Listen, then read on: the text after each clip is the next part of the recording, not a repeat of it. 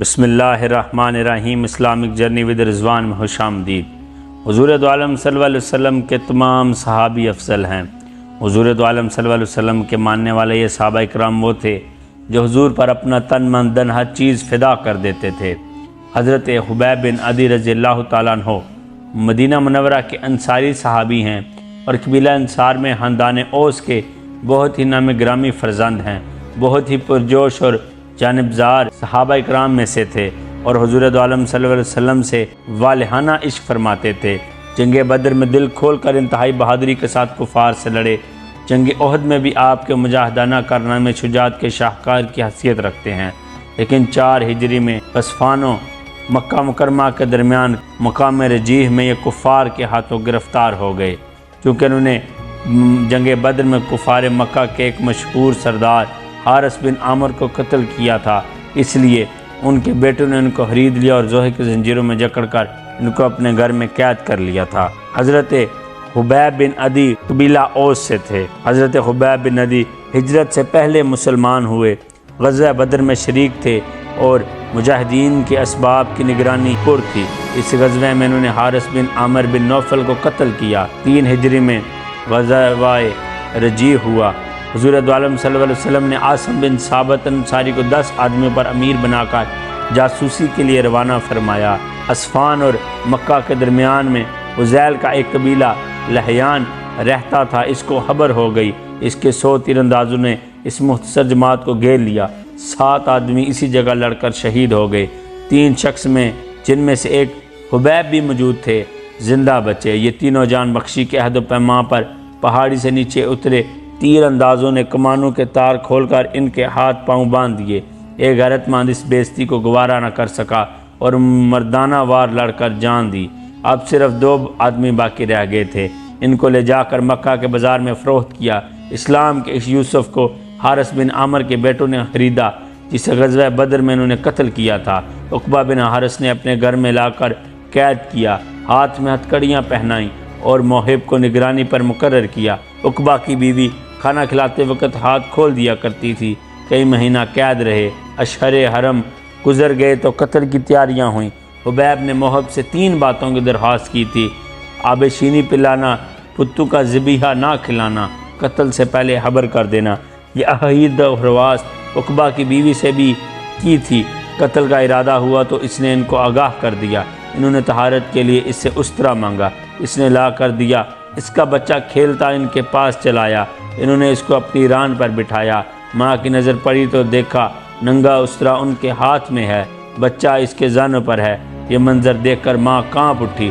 خبیب نے فرمایا: تمہارا کیا خیال ہے؟ میں اپنے خون کا بدلہ اس بچے سے لوں گا؟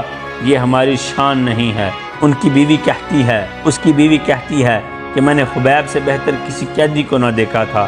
میں نے بارہا اس کے ہاتھ میں انگور کا ہوشہ دیکھا، حالانکہ اس زمانے میں انگور کی فصل بھی نہ تھی۔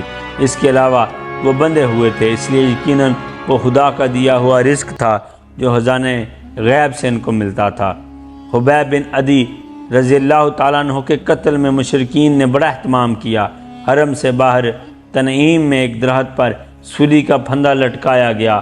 آدمی جمع کیے گئے، مرد و عورت، بوڑھے بچے، امیر غریب، غیر ساری حلقت تماشائی تھی۔ جب لوگ عقبہ کے گھر سے ان کو لینے کے لیے آئے تو فرمایا: ذرا ٹھہر جاؤ، 2 رکعت نماز پڑھ لوں۔ زیادہ پڑھوں گا تو تم کہو گے کہ موت سے گھبرا کر بہانہ ڈھونڈ رہا ہے۔ نماز سے فارغ ہو کر مقتل کی طرف روانہ ہوئے۔ راستے میں آپ نے دعا کی، پھر شعر پڑھے: یہ جو کچھ ہو رہا ہے خدا کی محبت ہے، اگر وہ چاہے تو ان کٹے ٹکڑوں پر برکت نازل کرے۔ اگر مسلمان رہ کر میں مارا جاؤں تو مجھے غم نہیں کہ کسی پہلو پر خدا کی راہ میں پچھاڑا جاتا ہوں۔ عقبہ بن حارث اور مبیرہ عبدری نے گلے میں پھندا ڈالا۔ چند منٹ کے بعد سر اقدس دار پر تھا۔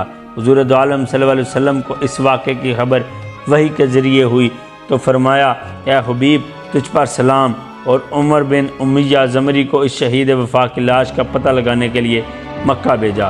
عمرو رات کو سولی کے پاس ڈرتے ڈرتے گئے۔ درخت پر چڑھ کر رسی کاٹ دی۔ درخت پر چڑھ کر اس کی رسی کاٹ دی، لیکن جسم میں اتھر زمین پر گرا۔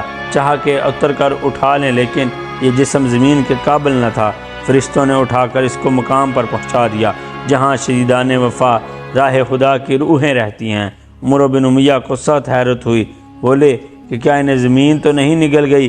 قتل کرتے وقت مشرکین نے ان کا چہرہ قبلہ رخ نہیں رکھا تھا، لیکن جو چہرہ قبلہ کی طرف پھر چکا تھا وہ کسی دوسری طرف کیوں کر پھر سکتا تھا؟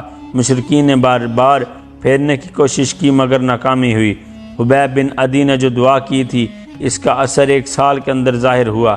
جو لوگ ان کے قتل میں شریک تھے نہایت بے کسی کی حالت میں مارے گئے۔ اس واقعے کا کفار مکہ پر اتنا گہرا اور زبردست اثر ہوا کہ ابو سفیان جیسے سخت دل اور ظالم انسان نے اپنے کم سن بیٹے معاویہ کو چھاتی سے لگا لیا۔ سعید بن عامر جب اس واقعے کو بیان کرتے تھے تو بے ہوش ہو جایا کرتے تھے۔ یہ بھی بیان کیا جاتا ہے کہ زمین اس وقت شک ہو گئی اور ان کی لاش اس میں سما گئی تھی۔ جب حضرت حبیب رضی اللہ تعالیٰ عنہ سولی پر چڑھائے گئے تو انہوں نے بڑی حسرت کے ساتھ کہا کہ یا اللہ، میں یہاں کسی کو نہیں پاتا جس کے ذریعے میں آخری سلام تیرے پیارے نبی علیہ السلام تک پہنچا سکوں، لہذا تو میرا سلام حبیب میرے حبیب تک پہنچا دے۔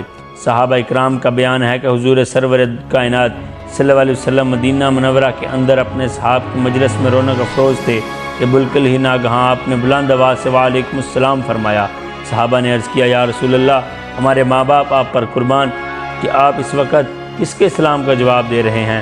تو آپ نے فرمایا کہ تمہارا دینی بھائی حبیب ابھی مکہ مکرمہ میں سولی پر چڑھا دیا گیا ہے اور اس نے سولی پر چڑھ کر میرے پاس اپنا سلام بھیجا ہے اور میں نے اس کے سلام کا جواب دیا ہے۔ اللہ اکبر! یہ وہ مسلمان تھے جن کا توکل اللہ پر تھا اور جن کا عشق رسول اللہ صلی اللہ علیہ وسلم کے ساتھ تھا۔ شہید اسلام حضرت حبیب انصاری صحابی رضی اللہ تعالیٰ عنہ ایک عظیم صحابی تھے، عظیم شہداء میں سے شامل تھے، جنہوں نے پیش قربانیاں پیش کیں اور خود کو حضور دو عالم صلی اللہ علیہ وسلم کے عشق سے سراب کیا اور دین اسلام پر خود کو قربان کیا۔ اللہ تبارک و تعالی حضرت حبیب پر بے انتہا رحمتیں فرمائے اور ہمیں ان کے نقش قدم پر چلنے کی توفیق عطا فرمائے۔ مزید اسلامک اور ہسٹوریکل ویڈیوز کے لیے ہمارے چینل کو سبسکرائب کریں۔ فی امان اللہ۔